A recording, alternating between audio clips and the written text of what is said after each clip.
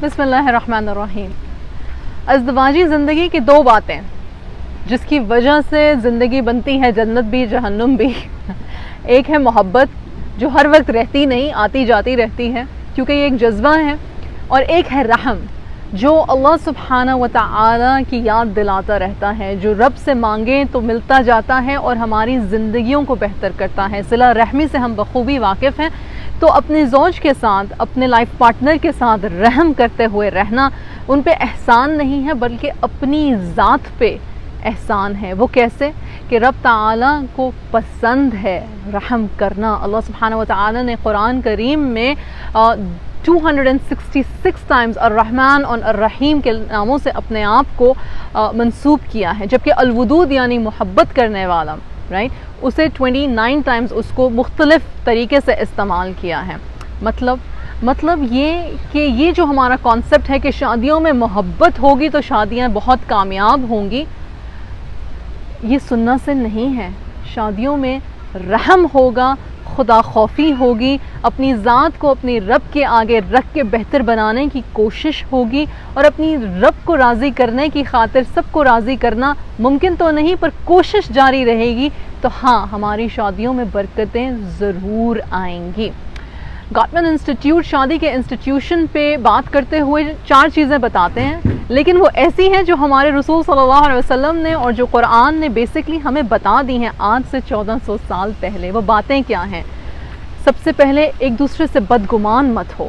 بدگمانی جیسے ہی جر پکڑنے لگے، آپ کے دلوں میں وسواس بٹھانے لگے آپ کے دلوں میں شیطان، اسی وقت اپنے زوج کی، اپنے لائف پارٹنر کی کوئی اچھی بات یاد کر لو، اس سے حسن ظن رکھو، اس کی تعریف کرو۔ کیا خوبصورت بات ہے کہ رسول صلی اللہ علیہ وسلم ازواج المطہرات سے محبت سے، اٹینشن سے، افیکشن سے بات کرتے تھے، اور اسی طرح سے ازواج المطہرات جو تھیں، ہماری امہات المؤمنین جو تھیں، وہ رسول اللہ صلی اللہ علیہ وسلم سے نہایت ادب سے، احترام سے، اٹینشن سے بات کرتی تھیں۔ تو بات کیا ہوئی؟ بات یہ ہوئی کہ رحم محبت پہ فوقیت حاصل کرتا ہے۔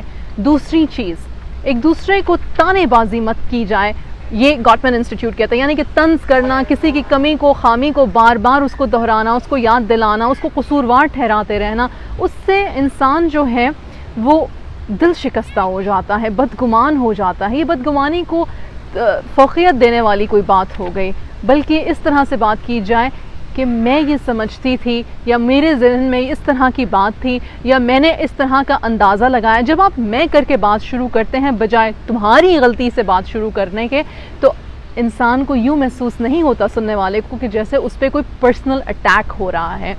تیسری چیز ہے ڈیفینسونیس، یعنی کہ کوئی غلطی ہوئی ہے یا نہیں ہوئی ہے، یا بچوں کی تربیت میں کوئی کمی بیشی ہو گئی ہے، یا کوئی ایسا مسئلہ ہوا جس میں کہ ہم یہ کہیں تمہیں یہ پتہ ہونا چاہیے تھا، تمہیں کیوں نہیں پتہ تھا۔ ایسے میں کہنا کہ میری غلطی نہیں، میرا قصور نہیں، پرابلم کو سالو نہیں کرے گا۔ آپ کے پارٹنر کو اس وقت ضرورت ہے کہ اسے سمجھا جائے، یا اس کو کم سے کم یہ تسکین دی جائے کہ میں تمہاری بات سن رہی ہوں، میں تمہاری بات سمجھ رہا ہوں، کچھ مجھ سے کوتاہی اگر ہوئی ہے تو معذرت، میں اس کا دھیان آئندہ رکھوں گی یا رکھوں گا۔ اور چوتھی چیز جو کہ حضور صلی اللہ علیہ وسلم نے کئی بار ہم سے کہی، غصہ مت کرو، غصے میں، جلد بازی میں کوئی فیصلہ مت لو۔ غصہ آیا ہے تو وضو کرو، غصہ آیا ہے تو نماز پڑھو، غصہ آیا ہے تو خاموشی اختیار کرو، ایک دوسرے کو موقع دو ٹھنڈا ہو کے بات سوچنے کا، اور پھر دوبارہ بات کرو۔ دیکھیں یہ 4 چیزیں سنت سے ہیں، قرآن سے ہیں۔ میں نے پہلے بات رکھی کہ رحم دلی کے بغیر یہ رشتہ نہیں چل سکتا۔ میں ایکسٹریم میرجز کی بات نہیں کر رہی، میں ظلم اور جبر کی بات نہیں کر رہی، پر میں یہ ضرور دعا مانگتی ہوں کہ یا رب ہمیں رحم کرنے کی توفیق عطا فرما، یا ارحم الراحمین ہمارے دلوں کو رحم سے بھر دے، ہمارے دلوں کو نور سے بھر دے، آپ کے حب کے نور سے بھر دے، اور اپنے نفس کے حب سے زیادہ ہمیں آپ کی رضا چاہیے ہو، آپ کی رضا کے لیے ہم بیسیکلی اپنی زندگیاں گزاریں۔ تو ہاں ایسے میں شادیاں ضرور کامیاب ہوں گی، گھروں میں برکتیں ہوں گی انشاءاللہ، اور بہت سارے ہمارے چھوٹے چھوٹے مسئلے جو ہماری انا کے ہیں، جو ہماری بدگمانیوں کے ہیں، وہ بھی شاید حل ہونا شروع ہو جائیں گے۔ انسان ہیں، خطا کے پتلے ہیں، انا سے اندھے ہو جاتے ہیں، پر جب یاد آ جائے کہ گھر ہمارا ابدی جو ہے وہ قبر ہے اور پھر لوٹ کے رب کے پاس جانا ہے. تو ایسے میں محبت سے زیادہ رحم ہماری ازدواجی زندگی کو خوبصورت بناتا ہے. پھر ملیں گے.